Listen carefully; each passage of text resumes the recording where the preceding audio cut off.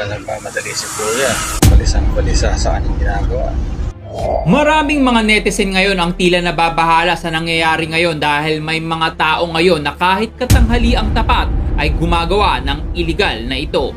Kaya naman panoorin mo ang nag-viral na video na ito kung papaano namimirwisyo at nagnanakaw ang mga taong ito sa katanghali ang tapat.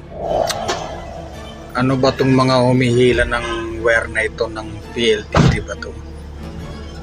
Mga legit ba ito na trabahador kasi mga hindi na uniform yan. Ang kapal ng hinigilan nilang tanso.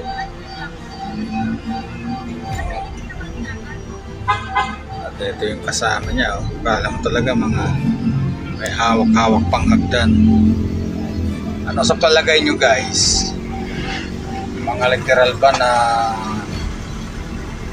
ayan o, tatrabaho to sa kung anong kumpanya? Ayan, binabatak nila yung wire yun. Taba eh. O ito kaya yung mga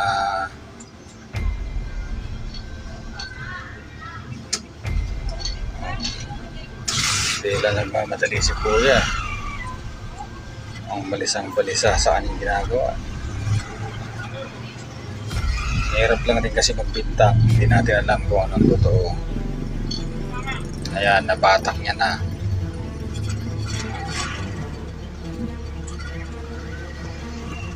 Ayan mga guys, nabatak niya na yun. Tanso. Pero nakapagtaka ba hindi na uniform eh. Sandaling iniwan niya muna. At saan kaya tutungo to? Ayon sa nagsasalita sa video ay tila hindi niya alam kung legit ba ang mga ito, pero mapapansin na walang suot ng mga protective gear ang mga lalaking ito na laging sinusuot ng mga lineman ng PLDT at Meralco tuwing nagtatanggal sila ng mga cable wire.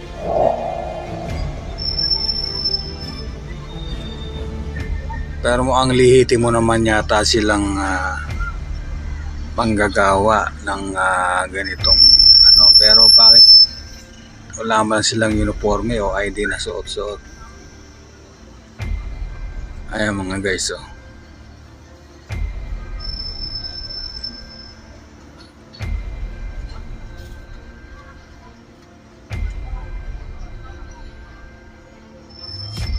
Tignan po natin kung anong sunod na mangyayari dito. Ayan. Pinetesting pa niya. Liwanag oh. Ano to, wala silang takot kung ito man ay mga kahit sa ano, liwanag ng araw.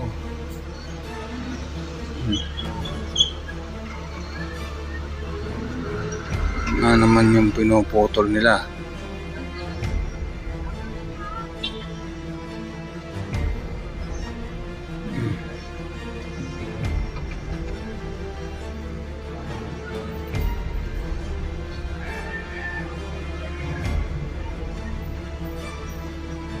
Ayan mga guys oh. Oh.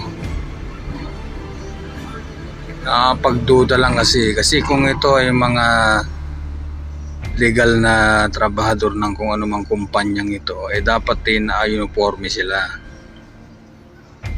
Kaso wala eh. Kaya hindi mo malaman kung ito bang mga to ay nagnanakaw ng tanso o nagre-repair.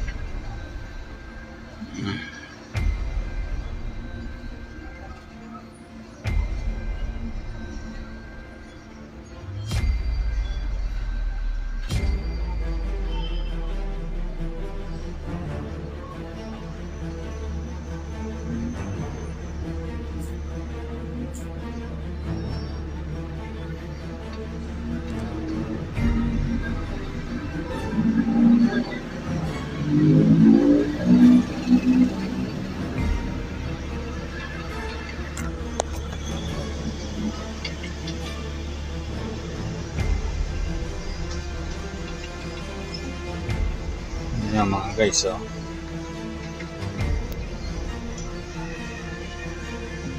O, tapos service nila motor lang, tricycle, hindi naman talaga yung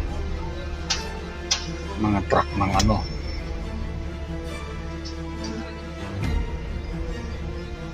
O, ayan.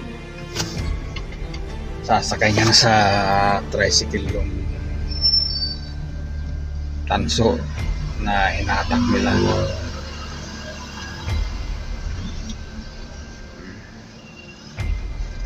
Ayan na mga guys, pinuwat na. Naka-tricycle. Hindi natin alam kung legit tong mga to o ano. Ayan, alis na.